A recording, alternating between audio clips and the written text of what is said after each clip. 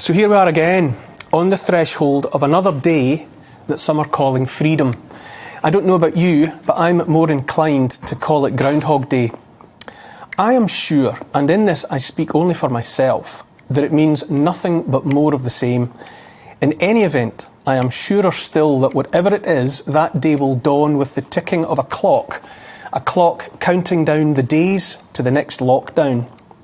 These have been months like no others I have ever experienced before.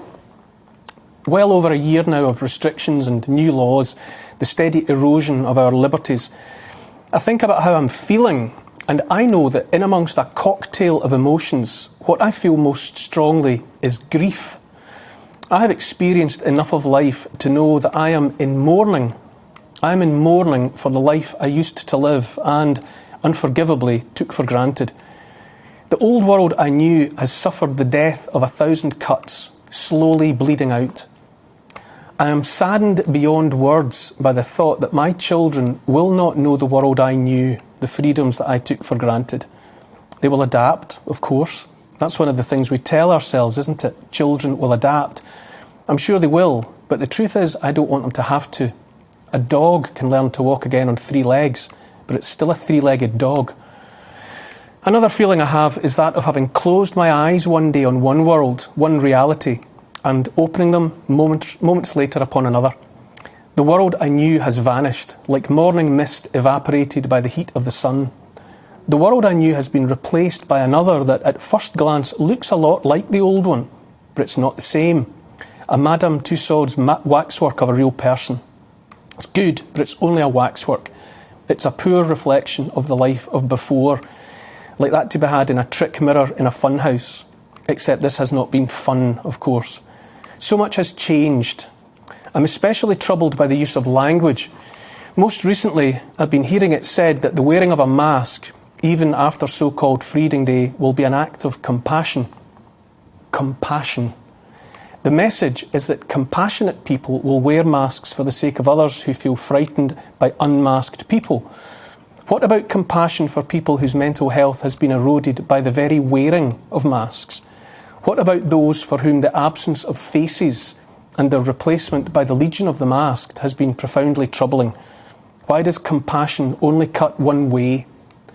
What I'm saying is, wear a mask if you want to, but allow for those that can't bear to wear one a moment longer.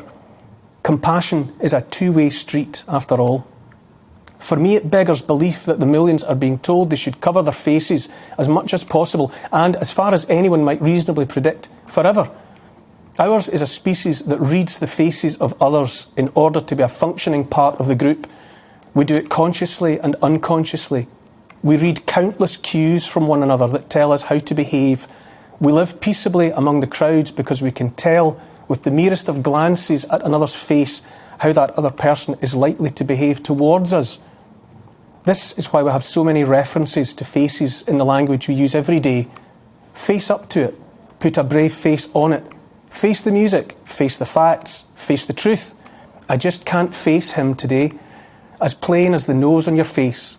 Face to face. Say it to our face. On and on. Countless acknowledgements that our faces reveal the truth of us, even when we would rather they didn't. I have found the sea of masks close to unbearable myself. I've watched my children in their masks and felt that I've let them down somehow. It has been said by others wiser than me that there's a new religion among us. The NHS is the church and we are the congregation. We must give thanks and pay our tithes.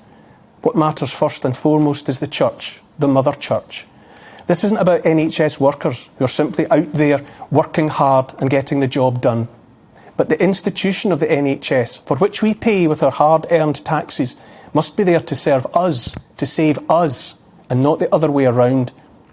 The new religion is divisive. There are apparently good people and sinners. There are followers of the true faith, and there are heretics. Now we're told the good people, the followers of the true faith, will reveal themselves and show compassion by wearing their masks, even after months of knowing masks are said by many scientists and doctors that they do nothing whatever to prevent the spread of the virus.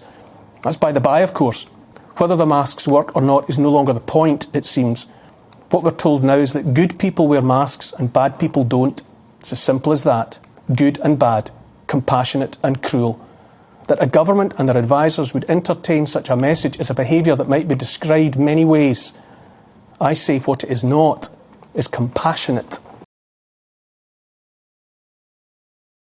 Welcome to the GB News YouTube channel. You can watch us live 24 hours a day, catch up on your favourite shows and join in the conversation in the comments below. Don't forget to subscribe and you'll never miss any of our exclusive content.